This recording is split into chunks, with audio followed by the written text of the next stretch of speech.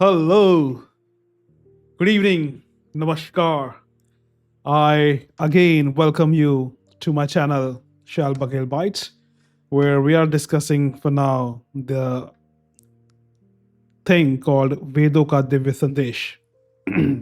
So we have covered certain artifacts, certain sections. I think the one was Atmabal, and the first one was Brahmanatva. And now we are moving towards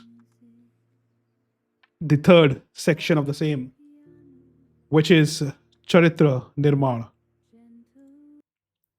Now, I've got a feedback saying that it is more like bookish. It is more like very literature heavy, and there's no fun element in this. This is one of the reflections or feedback I have received. Well, this is intentional.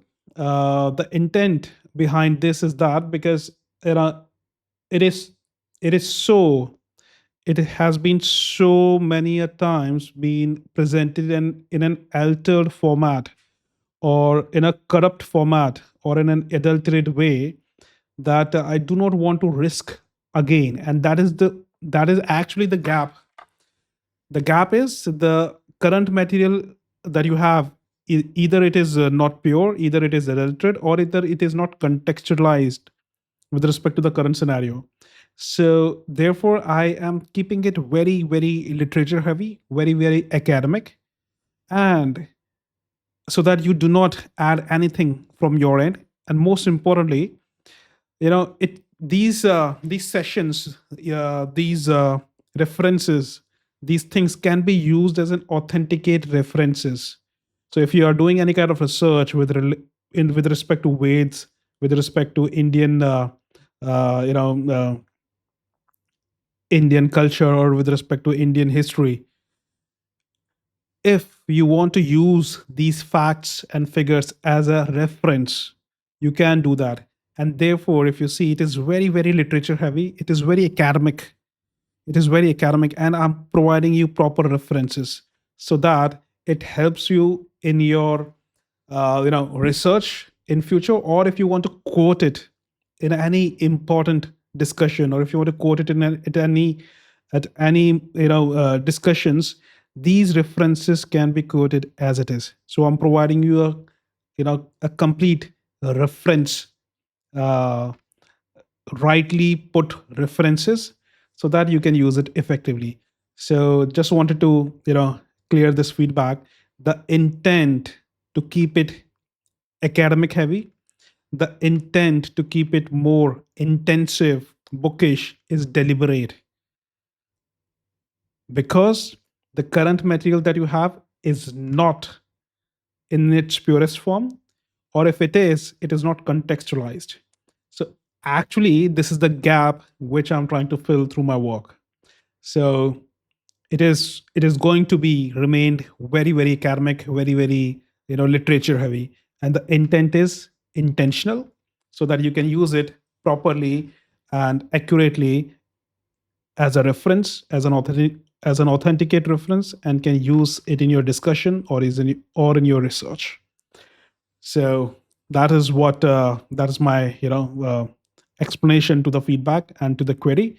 And I really, really welcome that kind of feedback, because it definitely helps me to improve, and it definitely helps me to set the context, which I'm trying to which I'm trying to communicate.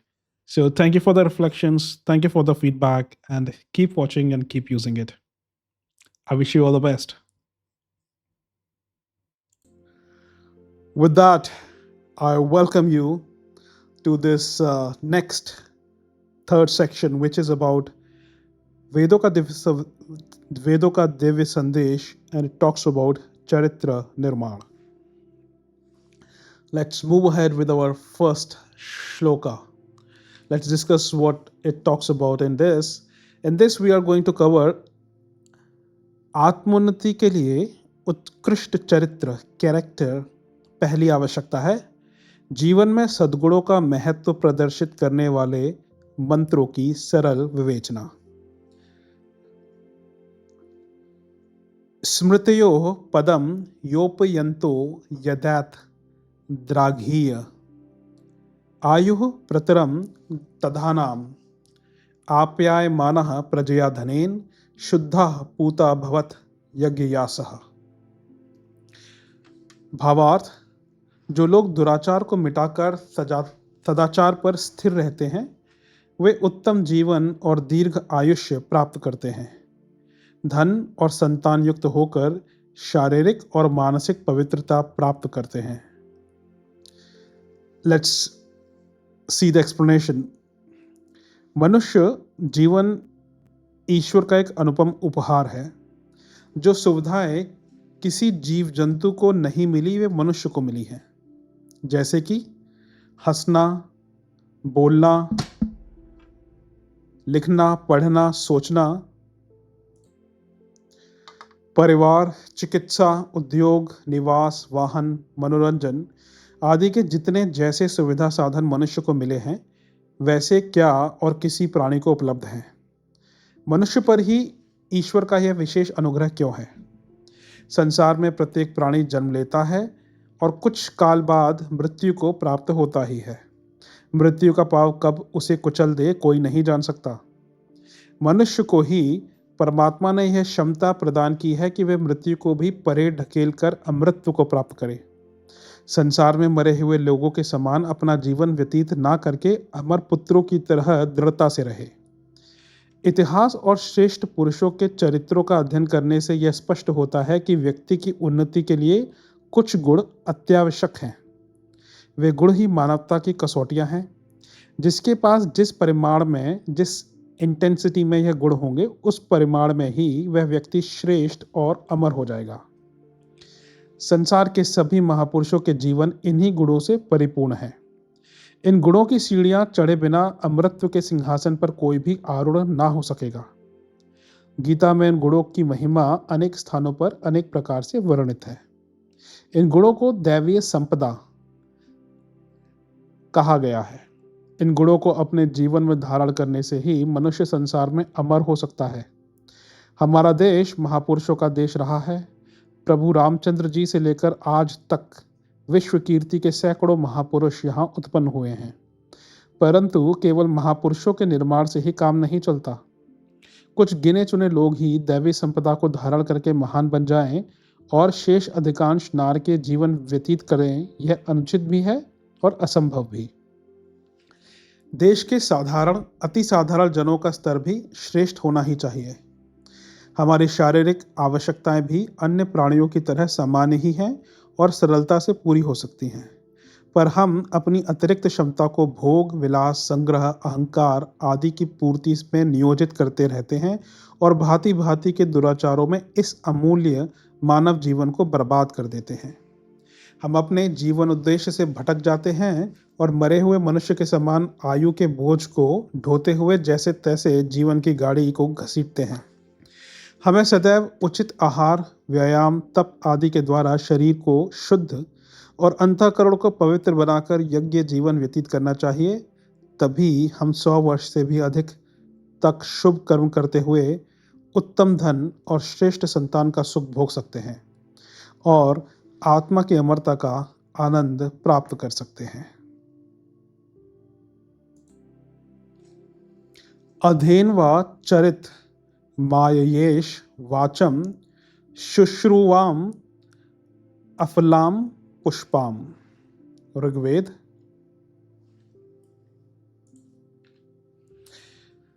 जो सदाचरण का पालन नहीं करते उन्हें शिक्षित होने पर भी उसी प्रकार लाभ नहीं मिलता जैसे जादू की गाय दूध नहीं देती। Now let's see the explanation. कितने आश्चर्य की बात है कि हम मनुष्य जीवन जैसे अमूल्य अवसर का लाभ उठाने की बात नहीं सोचते और इसे ऐसे ही व्यर्थ की बाल क्रीड़ाओं में गवा देते हैं। गवा ही नहीं देते वरन विविध दुराचारों में इसका दुरुपयोग करके अगले जन्म के लिए पाप की गठरी और नार के यंत्रणा का भारी बोझ लेकर विदा होते हैं। इससे तो पशु ही अच्छे हैं जो जैसे आते हैं वैसे ही चले जाते हैं। क्या यही मनुष्य की बुद्धिमत्ता है? इतना ज्ञान, विज्ञान, शिक्षा आदि पाकर क्या वह अपने विवेक का उचित उपयोग भी नहीं कर सकता? सांसारिक सफलता की बातों को जानकर हम कितने ही ज्ञानवान, चतुर, चालाक कहलाएं, पर यह भी कम आवश्यक नहीं है कि हम अपने जीवन के मूल उद्देश्य को समझें और अपने स्वरूप, कर्तव्य के बारे में भी जानें। उन पर गंभीरता पूर्वक विचार करें। हमें यह भी सोचना चाहिए कि हम कौन हैं, क्या हैं और अपने अस्तित्व की सार्थकता किस प्रकार सिद्ध कर सकते हैं। यह आत्मबोध यदि ना हो सका तो मनुष्य शरीर होते हुए भी नर पशु और नर पिशाच जैसे घृणित जीवन जीना ही पड़ेगा। प्रत्येक विवेकवान व्यक्ति को अपनी वर्तमान स्थिति पर विचार करना चाहिए और संभव हो सके तो यह साहस जुटाना चाहिए जिससे जीवन को पश्चाताप से बचाकर सृष्टा की आकांक्षा पूर्ति के लिए नियोजित किया जा सके। यदि ऐसी स्फुरणा अंतःकरण में जाग उठे तो समझना चाहिए कि अंतरात्मा में ईश्वर का प्रकाश चमकने लगा और भगवान का अनुग्रह परिलक्षित होने लगा। अधिकतर व्यक्ति अपने आचरण को सुधारने के लिए तैयार ही नहीं होते। दुराचारों को छोड़कर जीवन में सदाचार का पालन करना नहीं चाहते और ये आशा करते हैं कि भगवान उनकी मनोकामनाओं को फटाफट पूरा कर दे। पूजा, अर्चना, कीर्तन, कर्मकांड सब इसी भावना से करते हैं। वे समझते हैं कि भगवान की प्रशंसा करने, नाक रगड़ने, गिड़गिड़ाने या रिश्वत देने से भगवान को बहकाकर अपना किया जा सकता है। पूजा उपासना का मतलब तो यही है कि ईश्वरीय गुणों को अपने स्मृति पटल पर मजबूती से जमा लेना, अपने मन में अधिकाधिक निर्मलता, विवेकशीलता और पवित्रता उत्पन्न करना। अपनी स्थिति के अनुरूप हर कोई विश्व मानव की, जनता जनार्दन की भावनात्मक स्थिति को ऊंचा उठाने में कुछ ना कुछ योगदान दे ही सकता है। इस प्रयोजन के लिए समय, श्रम, बुद्धि, धन आदि का जितना अनुदान किया जा सके, समझना चाहिए कि उतने ही अंशों में अपने भगवान की इच्छा पूर्ति के लिए साहस किया। इसके लिए हमें विचारणा, मनोभूमि, गुण, कर्म, स्वभाव की श्रृंखला एवं गतिविधियों में अधिकाधिक पवित्रता, उदारता, उत्कृष्टता एवं आदर्शवादिता का समावेश करना ही होगा। साथ ही अपनी प्रतिभा व क्षमता का लोकमंगल के लिए बढ़ चढ़कर समर्पण करने को उद्यत रहना होगा। सुगह पंथा अनृक्षर आदित्यास ऋतम यते नात्रावखादो अस्ति वह। सत्य का मार्ग ही कंटक रहित, सरल और सुगम होता है। अतएव सभी को सत्य का आचरण करना चाहिए। एक्सप्लेनेशन: सत्यम वद धर्मम चर स्वाध्याय यान्मा प्रमदः। यह भारतीय संस्कृति का सार है। इसमें सत्य को धर्म से भी पहले स्थान दिया गया है। हम सदैव सत्य का ही आचरण करें। भीतर और बाहर की एकता, जिसे सत्य के नाम से पुकारा जाता है, मनुष्यता का सर्वप्रथम गुण है। हम जैसे हैं वैसे ही दूसरों के सामने अपने को प्रकट करें। जो मन में है वही वाणी से प्रकट करे और वैसे ही धर्म भी करें। मनसा वाचा कर्मणा एक रूप एक रस ही रहें। इस सच्चाई से अंतरात्मा की निर्मलता बनी रहती है और चित्त प्रफुल्लित रहता है। इस प्रकार के शुद्ध अंतःकरण में ही शांति रहती है और ईश्वर प्रकाश की किरणें फूटती हैं। हम एक दूसरे पर सहज विश्वास करें तो ही पारस्परिक सद्भावना से रह सकते हैं। समाज की सारी व्यवस्था एक दूसरे के विश्वास पर ही तो टिकी है। यह विश्वास नष्ट हो जाए तो ना एक दूसरे पर भरोसा करेंगे और ना समाज व्यवहार स्थिर रखा जा सकेगा। प्रेम, मित्रता, सहयोग, सहायता आदि का आधार सत्य ही है। असत्य व्यवहार एवं असत्य भाषण करना, असत्य विश्वास दिलाना, अपनी मान्यता के विपरीत कुछ का कुछ बता देना, अपनी स्थिति को छिपाकर दूसरी तरह की प्रकट करना, अपने इरादों को छिपाना, यह सब असत्य भाषण के अंतर्गत ही आता है। केवल झूठ बोलना ही असत्य नहीं है। अन्य प्रकार से अपने द्वारा किसी को भ्रम में डाल देना, यह सारा क्रियाकलाप भी असत्य की परिधि में ही आता है। उसे दूसरे शब्दों में छल या ठगी भी कहा जा सकता है। भले ही किसी का पैसा ठगा गया हो या ना, पर विश्वास को ठग लेना भी कुछ कम पाप या अपराध नहीं है। विश्वास खो बैठना, संदिग्ध एवं अप्रामाणिक रहना मनुष्य का अशोभनीय पतन है। प्रतिष्ठा उसी की है जिसका विश्वास किया जा सके। जिसका विश्वास चला गया वह समाज में निकृष्ट स्तर का समझा जाता है। असत्य भाषण से परस्पर संदेह, आशंका, अविश्वास और प्रवंचना की स्थिति बनती है और मन से प्रेम और मैत्री का उल्लास समाप्त हो जाता है। आशंका का आतंक हर बात में हर व्यक्ति के प्रति संदेह और अविश्वास करने के लिए प्रेरित करता है। ऐसे में श्रद्धा की भावना कहाँ टिक सकेगी। सभी में घृणा और धूर्तता की गंध आएगी। वचन पालन और विश्वास जब मानवीय आचार संहिता से बाहर हो जाएंगे, तब मनुष्य अपने को एकाकी अनुभव करेगा और जीवन निर्वाह कठिन ही नहीं, असंभव हो जाएगा। झूठ बोलने वाला व्यक्ति स्वयं भी सदा भयभीत रहता है। असलियत छिपती नहीं, वह आज नहीं तो कल प्रकट हो ही जाती है। झूठ का प्रभाव कुछ समय तक ही रहता है। एक झूठ को छिपाने के लिए 1000 झूठ बोलने पड़ते हैं, फिर भी शंका बनी ही रहती है।